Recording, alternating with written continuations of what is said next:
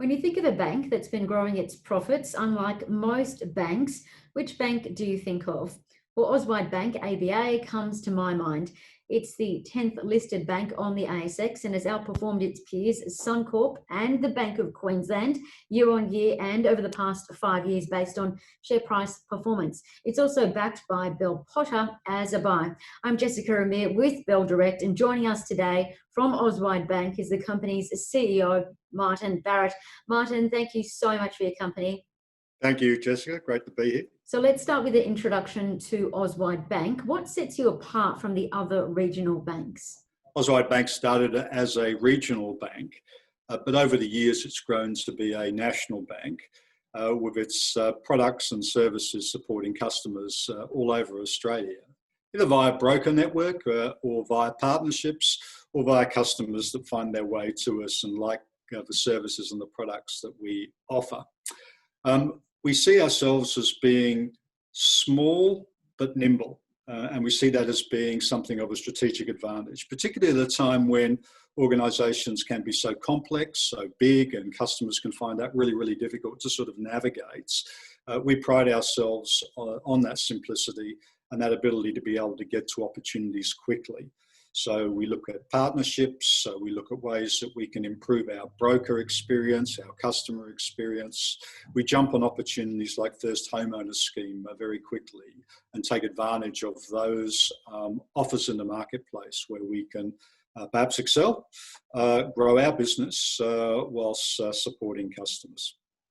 And you mentioned the business is quite nimble. That nature saw you announced first half results that were quite strong. Net profit up 9.3%. You've just wrapped up the full 2020 financial year results, but we aren't expecting your results until August. But given the ASX disclosure limits, what can you tell us? What can we expect?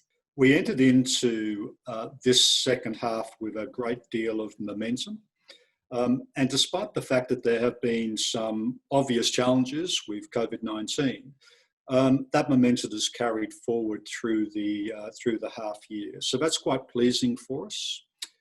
We put out a series of outlook statements at the end of our first half, and those outlook statements were really four things. One, we expected our net interest margin to be improving over the second half.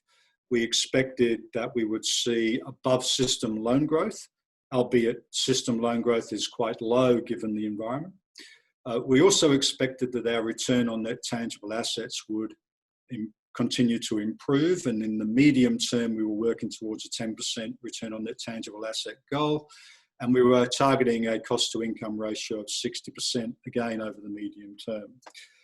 We have no reason to change any of those outlook statements, Jessica, so we continue to be on target to achieve those statements. And you mentioned COVID-19's impact. We know the big four banks have been significantly impacted by COVID-19, increasing their write-downs and provisions and increasing costs because of loan impairments. But what are you seeing? Yeah, similar to pretty much everyone in the banking sort of sector, we've extended to our customers a range of support packages to ensure that our customers can kind of get through this very difficult sort of period. And we've seen a range of different take-ups. You know, some customers that want payments waived for a period of time, some that just want to go to interest only, or some form of hybrid sort of in between. I will say the period is very, very uncertain, and will be interesting to see what future government arrangements are put in place. However, we, like others, have needed to increase our provisioning to ensure that we can cover off on any uncertainty that may exist for the future. Having said that, out of all of this, there comes some opportunity as well, and we've seen funding costs come down quite materially. The bank bill swap rates fallen. At the same time, we've seen the Reserve Bank of Australia provide opportunities for organisations like ours to take hold of some term funding at very cheap rates at 0.25%. So whilst we have some negatives in there, we've also got some positives. So uncertain, but we, I think, are navigating it okay. I guess things are still uncertain because of COVID-19, but let's just focus on the opportunities and future growth.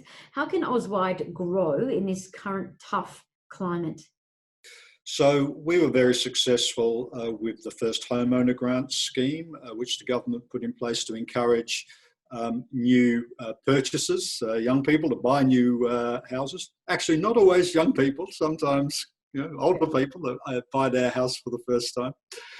So we've been very successful on that and have enjoyed a good level of support through that particular package. We understand that that will also be renewed into the new year, so we're still waiting to get that confirmation, but we believe it will be renewed, so we'll be part of that again for the year ahead. We've also seen a stronger uptake of our home lending products via broker as we've continued to improve our service to brokers and to their customers. We've done a lot of work in terms of improving our turnaround times and our consistency and the support to those brokers, which seems to be attracting more brokers to consider Auswide, which is great. We've also been investing in our brand. And for some of your listeners, they may know that we are the main sponsor for Queensland Rugby League and the Maroons, which has lifted our brand awareness quite significantly, particularly in Queensland. So we're continuing to work with QRL, Queensland Rugby League, on a range of initiatives there as well.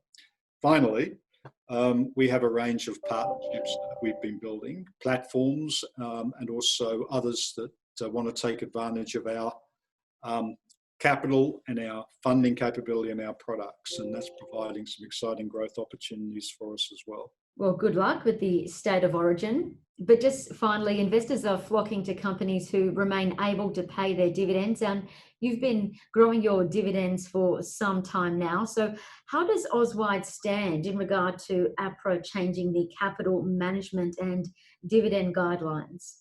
That's a great question, Jessica, because unlike any time that I can recall in my banking career, we've seen the regulator for banks write to all the banks and say, look, you need to be prudent with your capital, which we agree with, but you need to consult with us in relation to any dividend payments that you expect or want to make over the period ahead.